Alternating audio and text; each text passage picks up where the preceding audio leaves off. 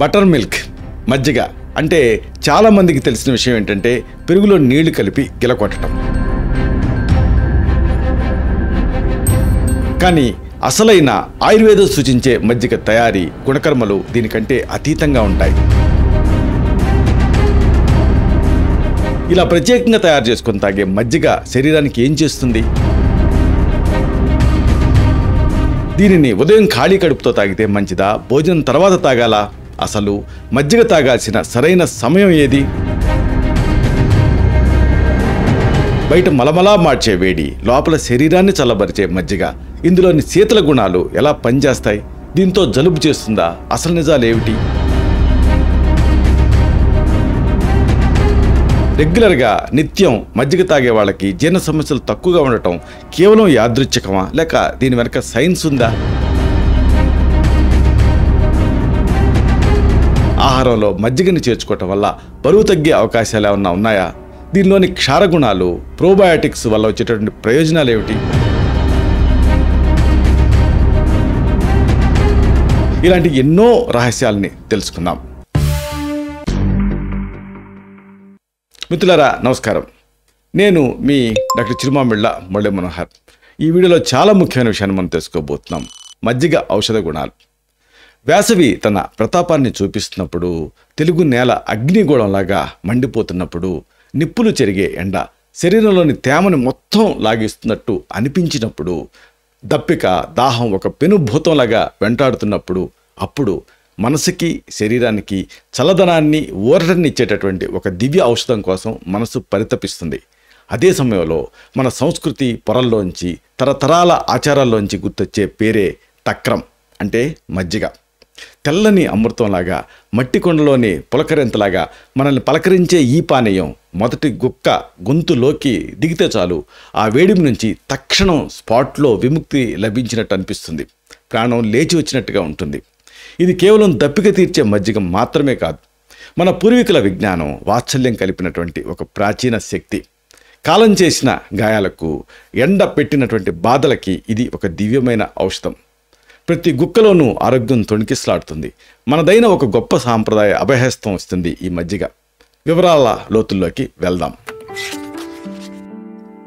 మన మజ్జిగ అనేది మన ఆరోగ్యానికి ఆయువు పట్టు. దీని గురించి తెలుసుకుంటే ఆశ్చర్యం వేస్తుంది. వేసవి ఎండలు మాడిపోతూ ఉంటే తెలుగు వాళ్ళకి గుర్తొచ్చేది ముందుగా మజ్జిగే.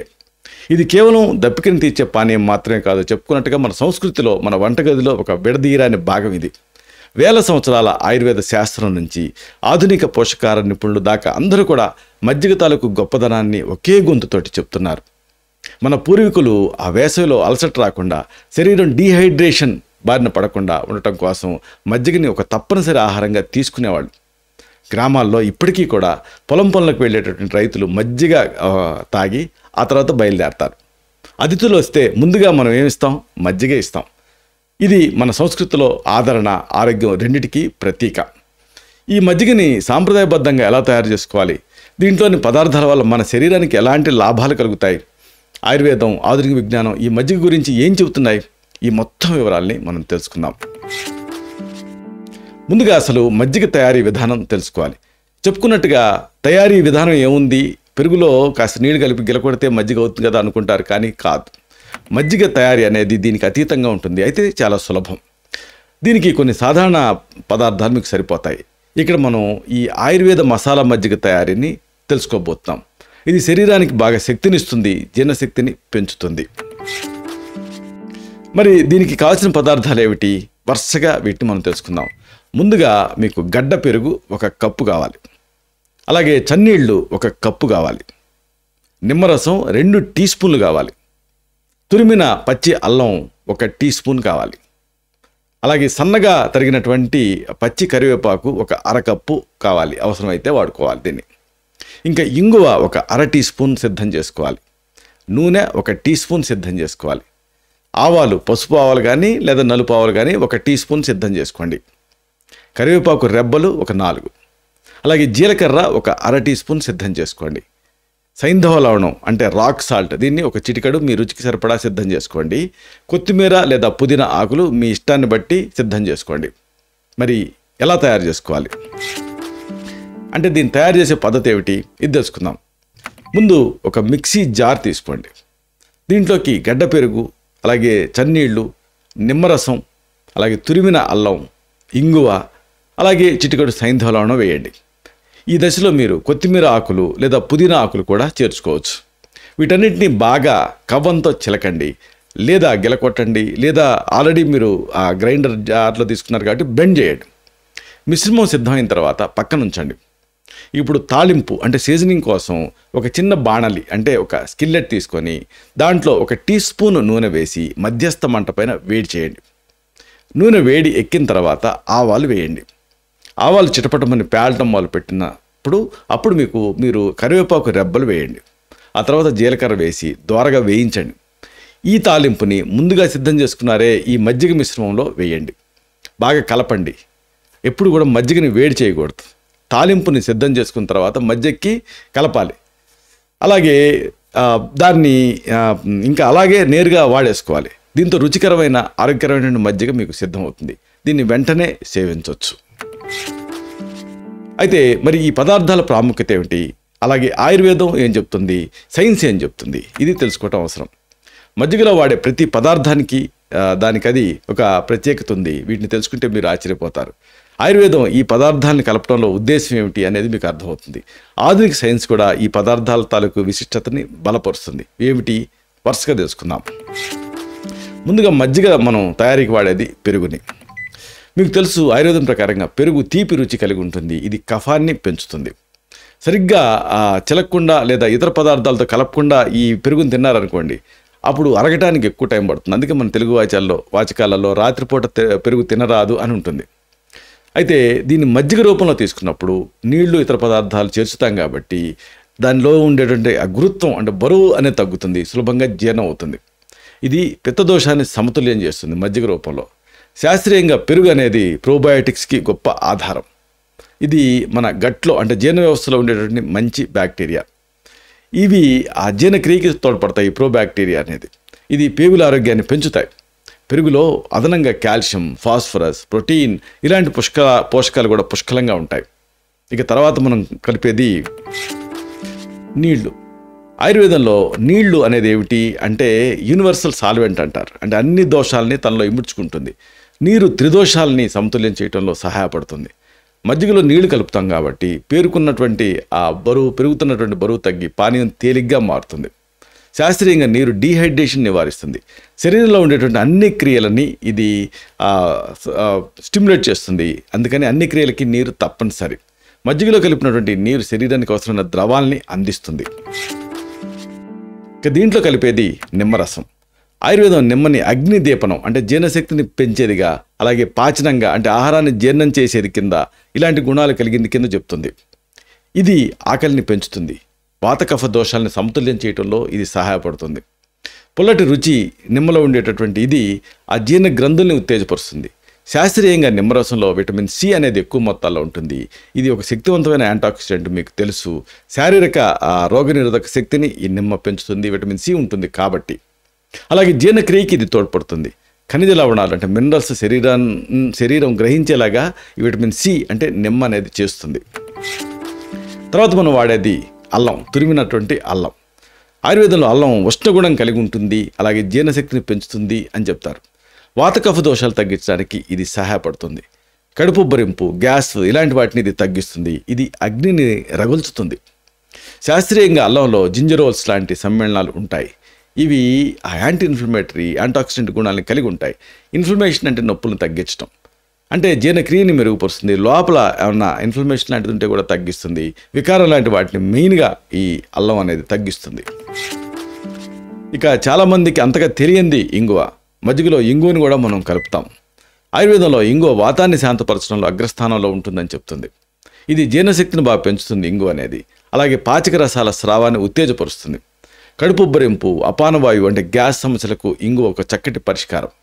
శాస్త్రీయంగా ఇంగువ కార్బోనేటివ్ గుణాన్ని కలిగి ఉంటుంది. అంటే ఇది జీర్ణ వ్యవస్థలో వాయువులు పెరిగిపోవటాన్ని తగ్గిస్తుంది. దీంట్లో ఉండేటువంటి యాంటాక్సిడెంట్ గుణాలు అనేక రకాలుగా శరీరానికి ఉపయోగపడతాయని పరిశోధనలు చెబుతున్నాయి. తర్వాత మనం కలిపేది కరివేపాకు. ఆయుర్వేదంలో కరివేపాకు జీర్ణశక్తిని పెంచేదిగా చెప్తారు. రక్తంలో చక్కెర స్థాయిని అదుపులో ఉంచడానికి కూడా ఇది సహాయపడుతుంది. అలాగే కేశ సంరక్షణకు కూడా ఇది మంచిది. శాస్త్రీయంగా కరివేపాకులో అనేక రకాల యాంటాక్సిడెంట్లు, విటమిన్లు, ముఖ్యంగా విటమిన్ ఏ, బి, సి, ఈ లాంటివి ఉంటాయి. అలాగే ఖనిజాలు కూడా అంటే ఐరన్, కాల్షియం లాంటివి కూడా కరివేపాకులో ఉంటాయి. ఇవి ఫ్రీ రాడికల్స్ వల్ల జరిగేటటువంటి నష్టాన్ని తగ్గిస్తాయి. తర్వాతది ఆవాలు. ఆయుర్వేదంలో ఆవాలు కట్టు అంటే ఘాటు రుచి కలిగి ఉంటాయని చెప్తారు. ఇది జీర్ణశక్తిని పెంచుతుంది. ఆవాలు కఫవాత దోషాలను తగ్గిస్తుంది, అగ్ని దీపనకి సహాయపడుతుంది. శాస్త్రీయంగా ఆవాల్లో selenium, magnesium, omega 3 fatty acids ఇలాంటివి ఉంటాయి.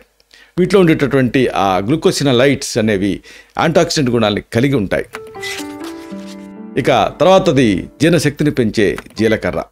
ఆయుర్వేదంలో ఈ జీలకర్ర గొప్ప జీర్ణశక్తిని పెంచేటువంటి ఔషధంగా, దీపనం పాచన శక్తి పెంచేటువంటి ఒక ఔషధం కింద ప్రసిద్ధి చెందింది. ఇది వాతదోషాన్ని, కఫదోషాన్ని సమతుల్యం చేస్తూ కడుపుబ్బరాన్ని తగ్గిస్తుంది. జీర్ణమైన తర్వాత శరీరంలో చలువ గుణాన్ని ఇది కలిగిస్తుంది, అంటే పొట్టలో చల్లగా ఉంటుంది. శాస్త్రీయంగా జీలకర్రలో ఐరన్ ఎక్కువ మొత్తాల్లో ఉంటుంది. ఇది జీర్ణక్రియకి సహాయపడుతుంది. యాంటాక్సిడెంట్ గుణాలు కూడా కలిగి ఉంటుంది. దీనికి కార్బోనేటివ్ గుణాలు చాలా ఉంటాయి. తర్వాతది దీంట్లో కలిపేది ఉప్పు అంటే సైంధవ లవణం. ఆయుర్వేదంలో సైంధవ లవణం జీర్ణక్రియకి మంచిదని చెప్తాం. ఇది మిగిలిన పదార్థాల రుచిని పెంచుతుంది. అలాగే శరీరంలో ఖనిజ లవణాల సమతుల్యతని ఇది కాపాడుతుంది. శాస్త్రీయంగా ఉప్పు, ఈ సైంధవ లవణం అనేది శరీరంలో ఎలక్ట్రోలైట్ సమతుల్యతని కాపాడుతుంది. డీహైడ్రేషన్ సమస్యలో ఇది ముఖ్యమైనది. సైంధవ లవణం సాధారణ ఉప్పు అంటే టేబుల్ సాల్ట్ కంటే మెరుగైంది కింద పరిగణిస్తాం. అయితే మరి ఓవరాల్గా ఈ ఇలా తయారు చేసుకున్నటువంటి మసాలా మజ్జిగ తాలూకు ఆరోగ్య ప్రయోజనాలు ఏమిటి ఇది తెలుసుకోవాలి. మజ్జిగ తాగటం వల్ల అనేక ఆరోగ్య ప్రయోజనాలు. ముఖ్యంగా మెయిన్గా చెప్పాల్సింది ఏంటంటే జీర్ణశక్తి, అంటే సులభంగా ఇది జీర్ణక్రియని పెంచుతుంది. ఇది సులభంగా జీర్ణం అవుతుంది. పెరుగు ఇతర పాల ఉత్పత్తుల కంటే మనం కంపేర్ చేసినప్పుడు మజ్జిగ చాలా సులభంగా అవుతుంది, సులభంగా జీర్ణం అవుతుంది. పెరుగు కొంచెం గురువుగా ఉంటుంది, కానీ మజ్జిగ ఈజీగా డైజెస్ట్ అవుతుంది. దీనికి కారణం మజ్జిగలో ఉండేటటువంటి లాక్టిక్ యాసిడ్. ఇది పేగుల్లో జీర్ణక్రియకి సహాయపడుతుంది. అలాగే అతి ముఖ్యమైన మరొక యూజ్ ఉంది. డీహైడ్రేషన్కి ఈ మజ్జిగ విరుగుడు కింద పనిచేస్తుంది. ముఖ్యంగా ఇలాంటి వేసవికాలపు రోజులలో అనేక సమస్యలు ప్రబలుతూ ఉంటాయి. గ్యాస్ట్రెంటైటిస్, వాంతులు, విరేచన లాంటివి. ఇలాంటి సమస్యలతోటి శరీరం నీటిని కోల్పోయినప్పుడు ఈ మజ్జిగ తాగటం అనేది చాలా ప్రయోజనకరం. ఇది కోల్పోయినటువంటి ద్రవాలని, ఎలక్ట్రోలైట్స్ని తిరిగి పొందడానికి సహాయపడుతుంది. ఇంకా అతి ముఖ్యమైనది ఏంటంటే చాలామందికి తెలియంది, ఇది ఎముకల బలానికి సహాయపడుతుంది అనేది. మజ్జిగ కాల్షియం, ఫాస్ఫరస్, అలాగే విటమిన్ డి ఇలాంటి వాటన్నిటికీ మంచి ఆధారం. ఈ పోషకాలు ఎముకల బలాన్ని కాపాడుకోవడానికి చాలా ముఖ్యం. ఆస్టియోపోరోసిస్ లాంటి వయసుతో పాటు వచ్చేటువంటి ఎముకల బలహీనతను నివారించడానికి ఇవన్నీ సహాయపడతాయి. అన్నిటికీ మించి మజ్జిగని చల్ల అంటారు, అంటే శరీరానికి ఇది చలువ చేస్తుంది. మజ్జిగ శరీరంలో వేడిని తగ్గిస్తుంది. ముఖ్యంగా ఎండాకాలపు రోజులలో ఉష్ణోగ్రతని సమతుల్యం చేయడానికి సహాయపడుతుంది. ఆయుర్వేదం పిత్తదోషం పెరిగినప్పుడు మజ్జిగ తీసుకోవటం మంచిది అని చెప్తుంది. ఇంకొక అమేజింగ్ విషయం ఏంటంటే ఈ ఓవర్ వెయిట్ కంట్రోల్కి ఈ మజ్జిగ సహాయపడుతుంది. పాలతో మీరు పాలని కంపేర్ చేశారనుకోండి, మజ్జిగలో కొవ్వు శాతం తక్కువ ఉంటుంది. ఎందుకంటే చిలికిన తర్వాత వెన్నను సపరేట్ చేస్తాం కాబట్టి. ఇది కడుపు నిండిన అనుభూతిని ఇస్తుంది. అలాగే అవసరానికి మించి అనవసరంగా తినటాన్ని ఇది తగ్గిస్తుంది.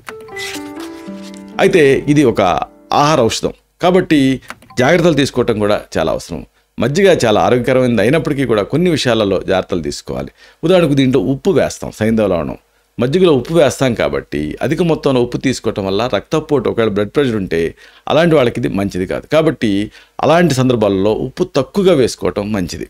అలాగే లాక్టోజ్ ఇంటాలరెన్స్, కొంతమందిలో లాక్టోజ్ ఇంటాలరెన్స్ ఉంటుంది. మామూలుగా పాలలో ఈ సమస్య ఎక్కువ ఉంటుంది. అయితే పెరుగులో ఏం చేస్తుంది, పాల కంటే కూడా కాస్త ఇంటాలరెన్స్ తగ్గుతుంది. మజ్జిగలో అది మరింత తగ్గుతుంది, ఎందుకంటే మనం తోడుపెట్టిన ప్రక్రియ వల్ల. అయితే చాలామంది లాక్టోజ్ ఇంటాలరెన్స్ ఒకవేళ తీవ్రంగా ఉన్న వాళ్ళకి మాత్రం మజ్జిగ కూడా తట్టుకోలేకపోయే పరిస్థితి ఉంటుంది. తీవ్రమైన ఇంటాలరెన్స్ ఉన్నప్పుడు మాత్రం ఇది మజ్జిగ కూడా అంటే మిల్క్ ప్రోడక్ట్ కాబట్టి ఒకవేళ అలాంటి సందర్భాలలో ఒకవేళ మజ్జిగ తాగితే ఏమైనా ఇబ్బంది ఉంటే అలాంటి వాళ్ళు అంటే అలర్జిక్ రియాక్షన్స్ని తప్పించుకోవడానికి మజ్జిగను తాగకుండా ఉండటం మంచిది. ఇది అసలు చేయకూడదు. అలాగే శ్వాసకోశ సమస్యల గురించి కూడా కాస్త చెప్పుకోవాలి. శ్వాసకోశ సమస్యలు అంటే రెస్పిరేటరీ డిసీజెస్ ఉన్నప్పుడు, ముఖ్యంగా దగ్గు, జలుబు, ఆయాసం ఇలాంటివి ఉన్నప్పుడు మజ్జిగని తీసుకోవటం మానేయండి. మరీ ముఖ్యంగా ఫ్రిడ్జ్లో పెట్టినటువంటి అతి చల్లటి మజ్జిగని అస్సలు తీసుకోకండి. ఆయుర్వేదం ప్రకారంగా చల్లటి పానీయాలు కఫవాత దోషాలను పెంచుతాయి. ఇవి శ్వాసకోశ సమస్యలను తీవ్రతరం చేస్తాయి. అలాగే ఉదయం, రాత్రి ఇలాంటి చల్లటి సమయాల్లో కూడా మజ్జిగ తాగటాన్ని వదిలేయండి. అవసరమైతే గది ఉష్ణోగ్రతలో ఉన్న మజ్జిగని మీరు తీసుకోవచ్చు. చివరిగా ఒక ముఖ్యమైన విషయాన్ని మీకు విన్నవించాలి. మజ్జిగ మనకి ప్రకృతి ఇచ్చిన ఒక గొప్ప వరం. ఇది మన సాంప్రదాయంలో భాగంగా ఉంటూనే ఆధునిక జీవన శైలిలో ఎదురయ్యేటటువంటి అనేక ఆరోగ్య సమస్యలకు ఒక చక్కటి పరిష్కారాన్ని చూపిస్తుంది. సరైన పద్ధతిలో అవసరమైనటువంటి జాగ్రత్తలు తీసుకుంటూ మజ్జిగని మన దైనందిన ఆహారంలో భాగం చేసుకుంటే వేసవి తాపాన్ని తట్టుకోవటమే కాదు, అనేక ఆరోగ్య ప్రయోజనాల్ని మనం పొందొచ్చు. మన పూర్వీకుల జ్ఞానాన్ని గౌరవిస్తూ మన ఆరోగ్యాన్ని మజ్జిగ అందించేటటువంటి తోడ్పాటుని సద్వినియోగం చేసుకోవటం అవసరం. ఇలాంటి మరిన్ని ఇన్ఫర్మేటివ్ వీడియోస్ కోసం ఈ ఛానల్ సబ్స్క్రైబ్ చేసుకోండి. అలాగే ఈ వీడియోలో అప్లోడ్ అవడంతోనే ఆ విషయం మీకు తెలియాలనుకుంటే బెల్ బటన్ క్లిక్ చేయండి. అప్పుడు మీకు ఒక నోటిఫికేషన్ వస్తుంది. ఆ నోటిఫికేషన్ మీరు క్లిక్ చేస్తే ఆ వీడియోని మిస్ కాకుండా చూడగలుగుతారు. అలాగే ఈ వీడియో మీకు నచ్చితే లైక్ చేయండి. అప్పుడు ఇది మరింత ఎక్కువ మందికి రికమెండ్ అవుతుంది. ఈ వీడియో తలకు పర్పస్ సర్వ్ అవుతుంది. అంటే అందరికీ ఆరోగ్యాన్ని మన అభిలాష, మన ఆకాంక్ష నెరవేరుతాయి. శతం జీవ శరదో వర్ధమానః, శతం హేమంతాన్ శతం వసంతాన్. 100 శరత్తులు, 100 హేమంతాలు, 100 వసంతాలు వర్ధిల్లుతూ జీవించండి. Stay healthy, stay happy, be positive, keep smiling. Love you all. Subham